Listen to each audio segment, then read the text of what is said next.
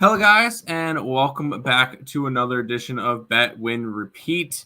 I'm Timothy Earl from Earl Sports and Picks and Parlays. We'll have one guest with us.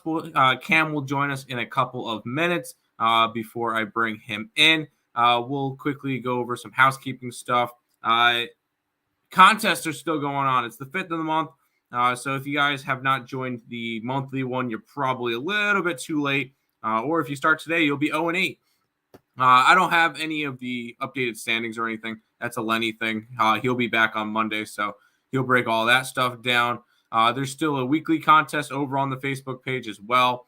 I'm not entirely sure who's still in there. I'm pretty sure Lenny's probably tagged you if you are still in there. So make sure you guys check that out. If you guys are interested in joining any of the weekly or monthly contests, I know the weekly one, it's kind of like the last Woody Standing like we did a while ago. It's just on the Facebook page now. You got to get play right, minus 130 juice or less. And whoever lasts the longest will win $100. And I believe the monthly contest is 200, 150 or 100 or 250, 150, whatever it is. Join the Picks and Parlays contest pages if you guys haven't done that yet. If you guys are interested in any of the premium plays that are over on the picksandparlays.net website, promo code MLB, that will save you 20% off the entire site. Make sure you guys are liking, subscribing, sharing, ringing the bell, all that good stuff.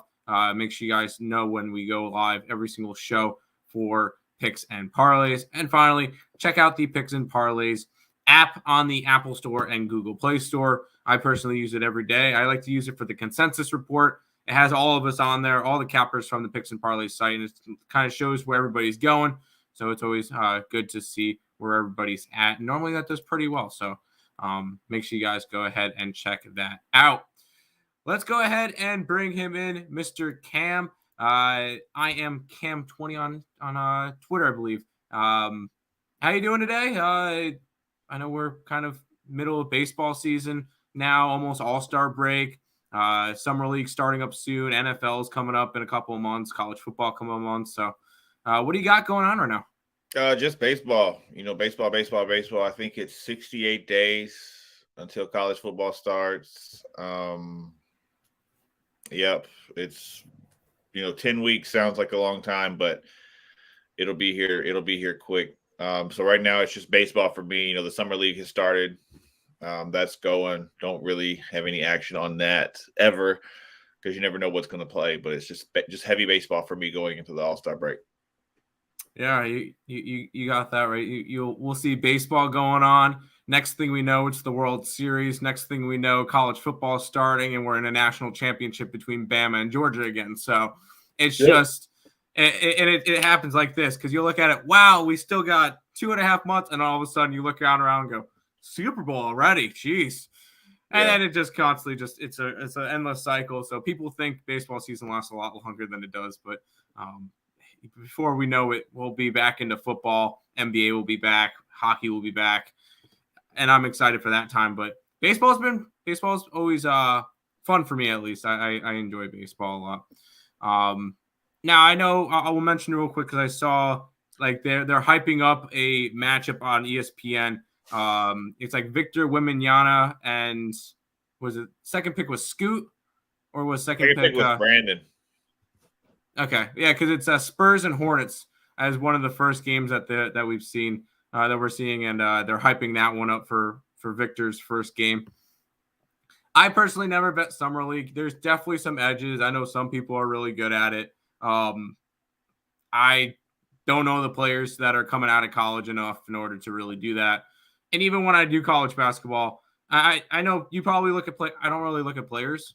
It's all numbers for me when it comes to it. So it doesn't really matter the players and stuff. I like to look at all the numbers involved.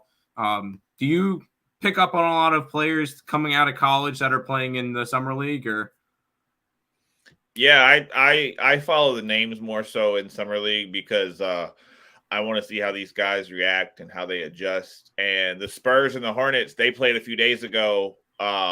It was supposed to be 1 versus 2, but Vic didn't play. Vic is supposed to play against the Lakers. That's supposed to be his first game.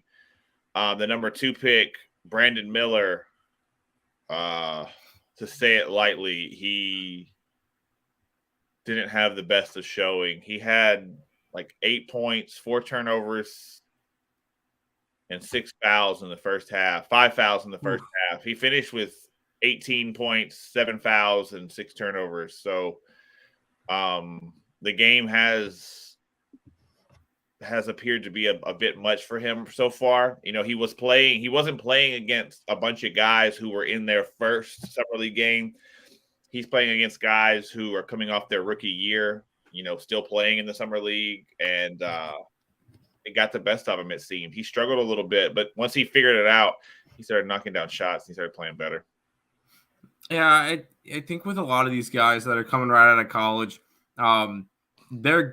it's either they got it or they're going to eventually get it.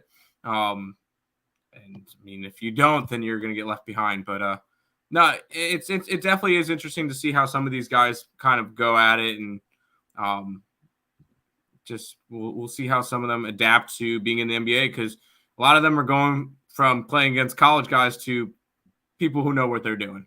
So right. It does make sense to kind of struggle in the first couple of games. Like, I don't expect Victor Wembanyama to have a super good game, although I think he's a little bit different than the college guys because he's coming out of a professional league already. And that's the advantage with grabbing some of the European guys like Luka back in a couple years ago, is they've been playing against professionals for years, and they're still young.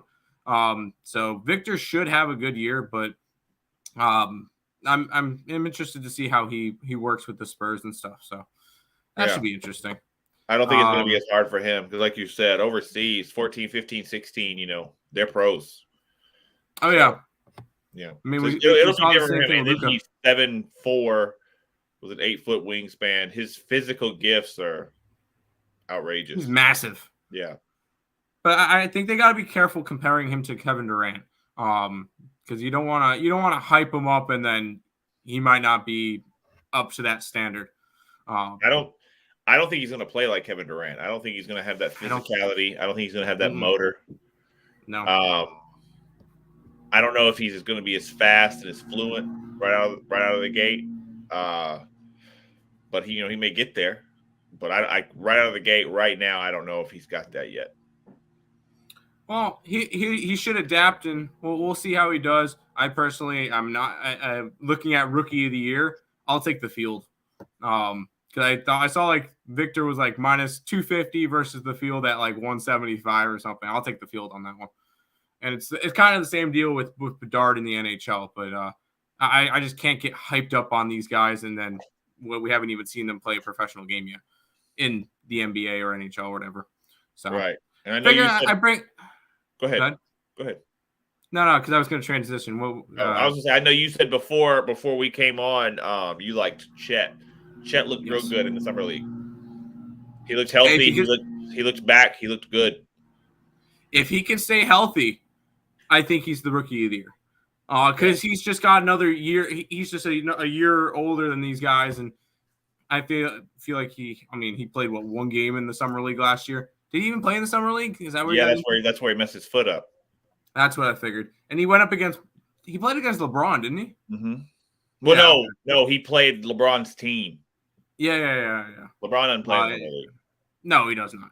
But nothing against him, but that foot probably kept him grounded and off it for a while, and he's probably 10, 12, 15 pounds heavier. It doesn't look like it because he's still so tall and so skinny, but that's going to help him too. So, I do agree with you in regard to that. And he was around the NBA game every day for a full year. So that helps too. That, and I think the comparison of playing on the Oklahoma City Thunder compared to the San Antonio Spurs might be able to help him out a little bit in that one too. He's got a bunch of young studs around him. Oh, 100%. Let me pull up futures real quick to see what exactly the rookie of the year is. I don't have anything. Cool. But I knew that like he was like plus 600 or 700 last time I checked.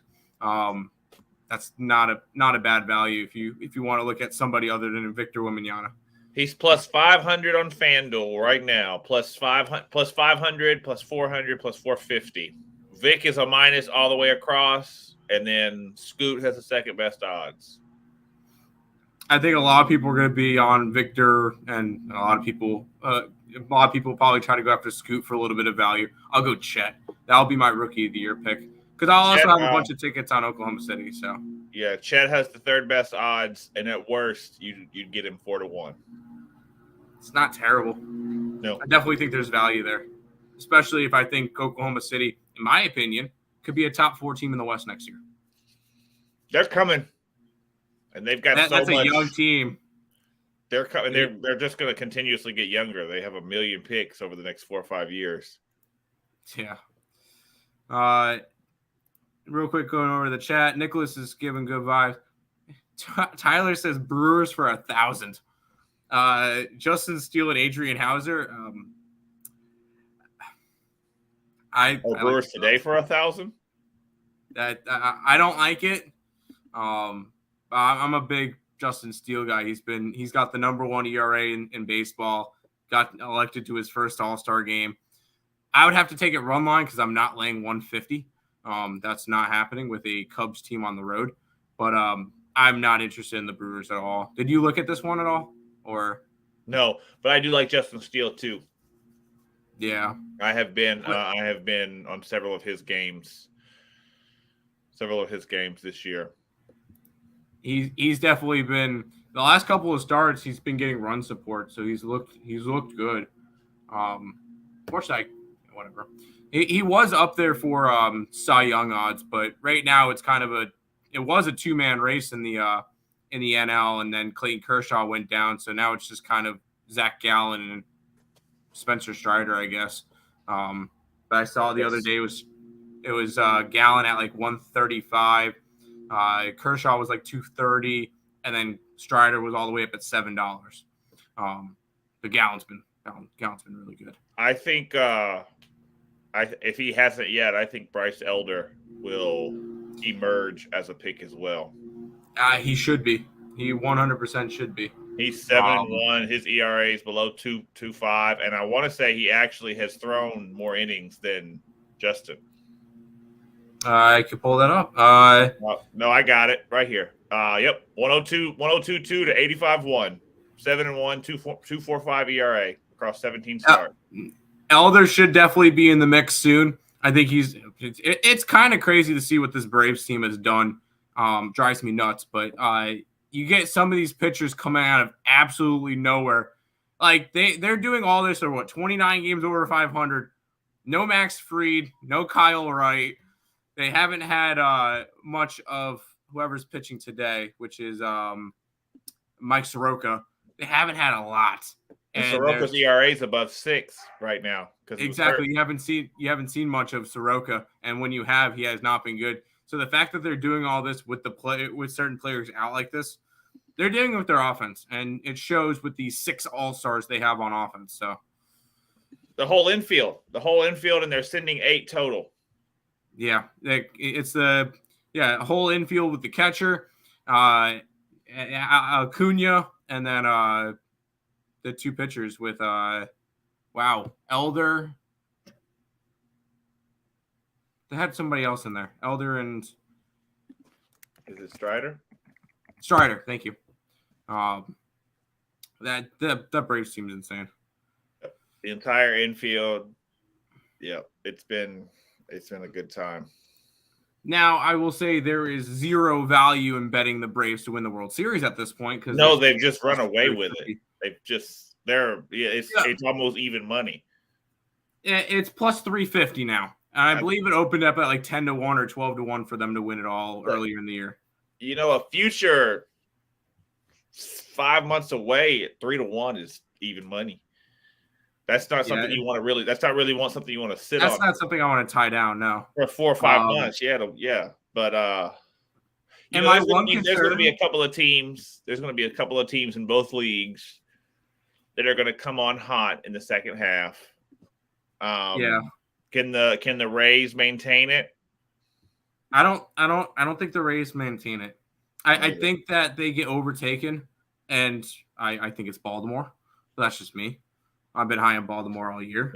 Me too. But Baltimore, they just get so wishy-washy. Baltimore's a team they're either on it or they're not. And they have a bad habit of one side being on it. The pitching's great, they can't score no runs, or they score 9 runs, but the pitching gives up 12. But I do like Baltimore for sure. I do like Baltimore. That's a very young team. Yep, I do like Baltimore. The Diamondbacks have been great this year. I think those are the two teams. I think they're going to catch a hiccup though, because they're going to go through. Yeah. They're gonna go through that division heavily coming out of the break, and depending on how they come out, if mid-August or so, that's gonna tell a tale. This team has been terrible, and I think they're gonna stay terrible. But Nick's on. I think they're gonna stay terrible. Nick thinks they're gonna win the division. So who? My brother. Yep. Yeah. No, they're gonna stay terrible. They're having Wilson Contreras, an outfielder. But that, I get wanting to keep his bat in the lineup, but I don't think he's an outfielder. I think he's going to be too slow to be an outfielder. I think they're going to try to see what they can get for goalie and Arenado. Just put their names out there for the trade deadline to see what they can get, because I think they can get a lot. I think there's going to be a lot of guys. There's going to be a lot of guys on the move. I think Brian Reynolds from Pittsburgh. I think he'll be moved. Yeah, he should be. Pittsburgh was a fun story in the beginning of the year. They've dropped back. They're 6.5 games back for the division now, and they're just kind of out of it at this point. Well, not quite out of it, but they needed to hold up top. They're not going to come back from 6.5. They're not that team. I think he could be moved, or people are at least going to call. I think like you said, Goldschmidt and Arenado. I think not the Dolphins. I think the Marlins have a choice to make. Are they going to be able to? There's no choice for the Marlins. They're going to buy. Yeah, I think they're going to get rid of Soler again. I think Soler will be on the move again. I don't think so. I don't think they're going to be selling. I think they're going to try to add a bat or two. They've got plenty of pitching. I think they can go out and try to get. I'm not saying they go out and get Goldie or something, but they can try to go out and get a player like maybe Luis Robert, because I know the White Sox are going to sell. They suck. The White Sox suck. But I think the Marlins go after a bat or two. This is a team that's in the wild card picture right now. They're not going to win that. They're not going to win the division, but they might can get a wild card. Nobody's touching the Braves. But they're the number 1 wild card spot right now, and I don't foresee anybody really catching them. Or they would need 3 teams to overtake them, from the Dodgers, Phillies, Giants, and Brewers. The Dodgers are probably going to win that division. I don't think so. That's what I'm saying. Like right after the break, that's when the Dodgers are going to make the move. The Dodgers are 2.5 games back. I think the Dodgers are still going to make that. We're going to win the division.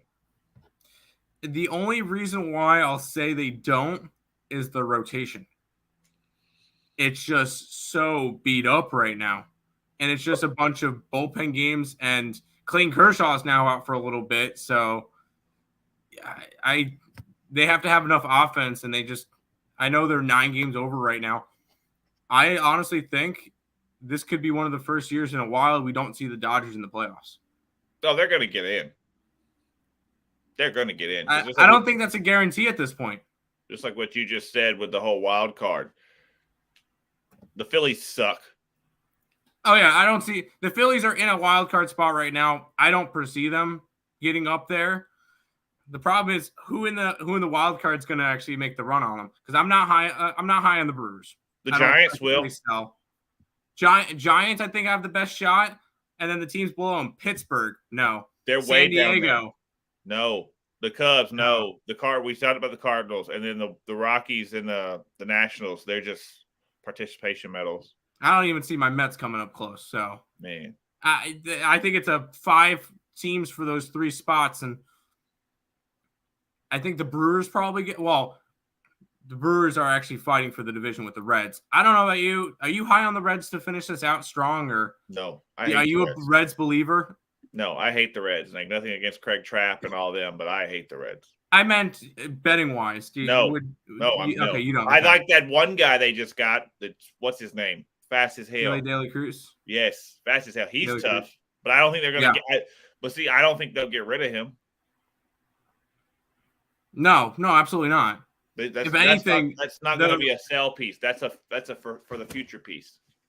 As crazy as it sounds, I think the Reds are buyers. I think they try to go out and get an arm. I don't think they need offense. I think they need one more arm. And I think you see how bad this NL Central is. So, but them being in NL Central, they may mess around and win it. Exactly. That's my point. Yeah.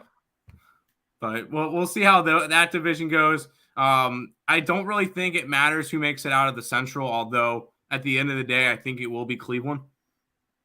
I like out of the AL Central. It doesn't matter who makes it out of that. I think whoever gets the top wild card spot is beating the crap out of them. Or sorry, it would be the bottom wild card, and it wouldn't matter. I think they beat the crap out of them. Because the Twins are the best. The Twins are the worst number 1 seed in baseball. Worst division winner and division leader. Yeah, they're one game over. Yeah, they're the worst number 1 seed in baseball. But they are the only team in that division with a plus run differential, and their run differential, which is crazy, to only be 1 game over. Their run differential is 41. Everybody else in that division is under. As crazy as it sounds, I think the winner of that division could have 80 to 82 wins. Like it's a mediocre team that makes the playoffs. It's going to be a real 500 team. If they go over 500, it'll be 1 or 2 games. Yeah. All 5 teams in the last 10, 5-5, 6-4, 5-5, 5-5, and 4-6. Just mediocrity.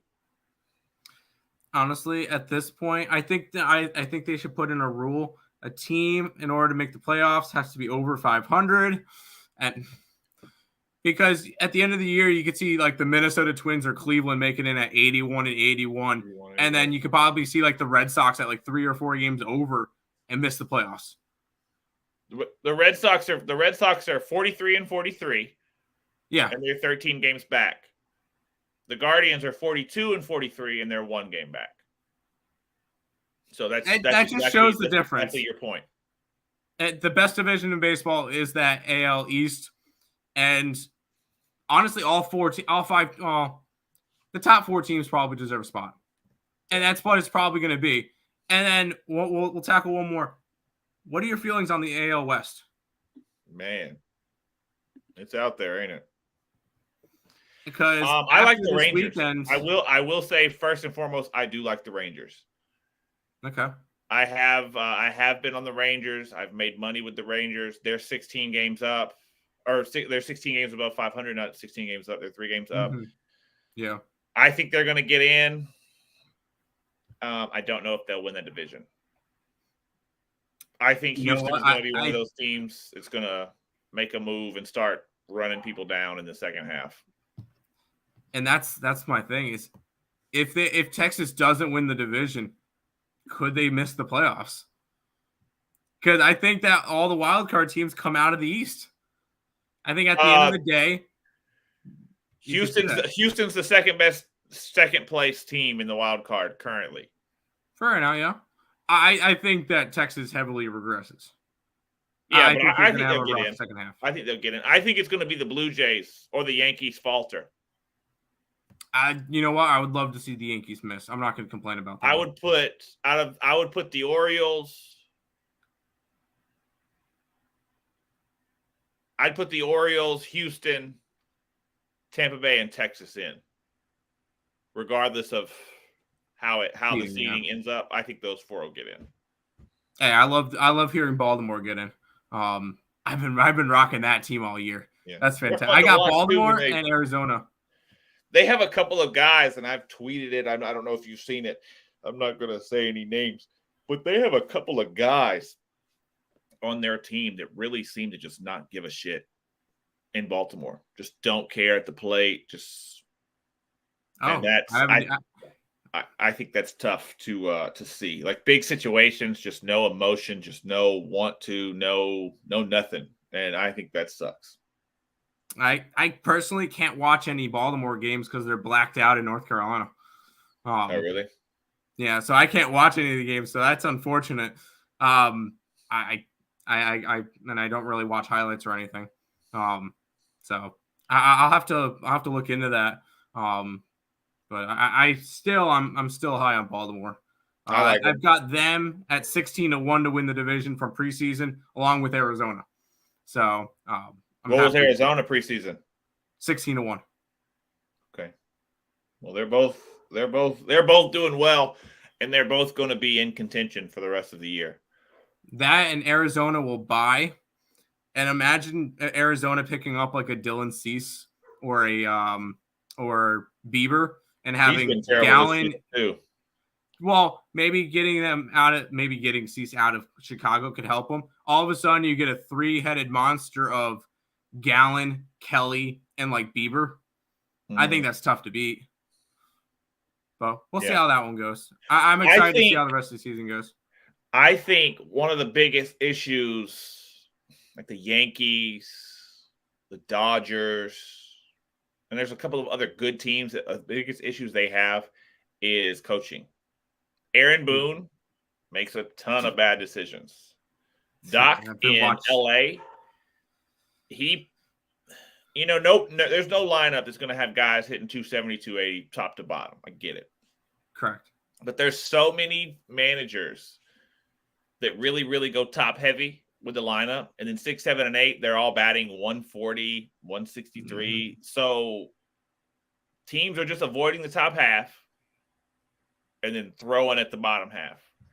And I think that's just bad baseball. Dave Roberts has a notorious history of that. Really, really top heavy, top half of the lineups, and then the bottom is just terrible. It's guys that shouldn't even be in the league, but I've been watching that with Buck all year. For some reason, Vogelbach still makes his way into the lineup. I cannot stand it. But we'll see how coaching goes too. I don't think there's going to be any firing of any of those guys, especially when the teams are winning. Besides, they got rings. I don't know how. Yeah, I think Aaron Boone is probably on the hottest seat. On the hottest seat for a coach with a good team. I don't think Dave Roberts is ever going anywhere. The players seem to like him. No, he won't. He wins a bunch. He's got a ring. They're in contention every year. Oh yeah. But no, I don't think he's going. But I do think Boone is on the hottest seat for a good team. And he could even go out with a wild card loss. Yeah. Real quick, Davis coming in, giving all of his plays. Houston, you've got to run line it. They're like minus 200. Got to run line it. I like Cincy today. I like Graham Ashcraft, even though he hasn't been good this year. It is what it is. Bunch of Summer League with the Utah Jazz, Charlotte Hornets, San Antonio Spurs. I've got nothing for these games. Me neither. We don't bet the Summer League. At this point, if I'm going to bet a basketball, it's WNBA right now. So I'm not really looking at Summer League. Give me 3-1 for baseball today. 3 wins for baseball. Oh boy. Marlins. We'll do Cubbies and take the over in the Toronto game. There you go. There's 3 winners. Come back tomorrow. Aces. No, I'm on the opposite side. I will say Aces are by far the favorite to win the WNBA. I don't know if you follow it at all. I do. I watch. What are they to win it all right now? Like minus. I don't have any. I just have win totals. MVPs outright. Aces minus 220 to win the entire WNBA. They're 15-1. Yeah, they're 15-1. They lost 1 game, and they're coming off of 2 wins against the number 2 and the number 3 team betting wise in the WNBA in the Liberty and the Sun, and they smacked them around both by a combined 35 points. This Aces team is good. I'm going to take the Wings plus the points tonight. That's just me. U.S. women's basketball. I have no clue what this is. What this is even for. Is there some type of international stuff going on right now? The Olympics are next year, so they're going to have the World Championships, I would imagine. FIBA? Would that sound right? Yeah. Good luck to you. Good luck to you. Atlanta, minus 165. What are you thinking about your Braves today? They lost yesterday, finally. I know, right? I wish the Guardians could have gave runs to my boy Gavin Williams instead of freaking yesterday. But yeah, they finally lost yesterday. That's they had won 9 in a row, and now they've won something like 16 of their last 18 or 17 of their last 19. Slackers. Unbelievable. They'll probably it's got to be a run line or nothing, dude. I don't know if I can trust Soroka. He pitched good in his last game. He looked okay in his last game. He gave up 3 hits on 6 hits, 3 runs on 6 hits across 6 innings. Yeah, he looked good, but to be fair, the Braves won 16-4, so it's tough to look bad in a 16-4 win.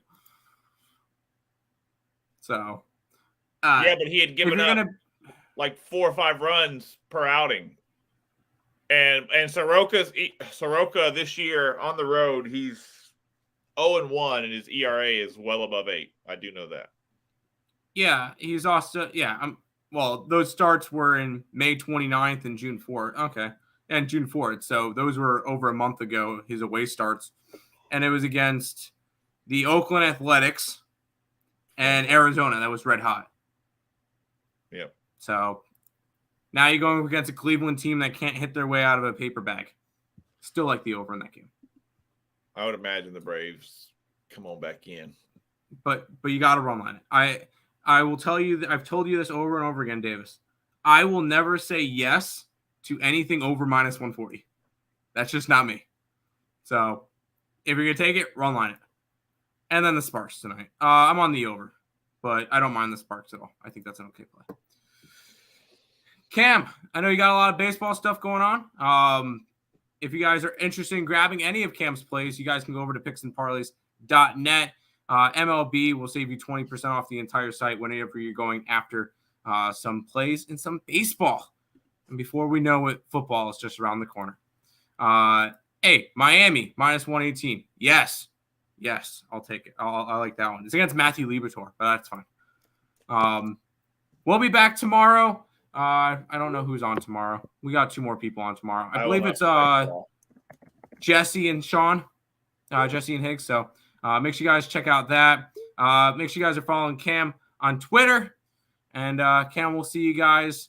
We'll see you next week, and we'll see you tomorrow for another edition of Bet Win Repeat. Good luck, guys.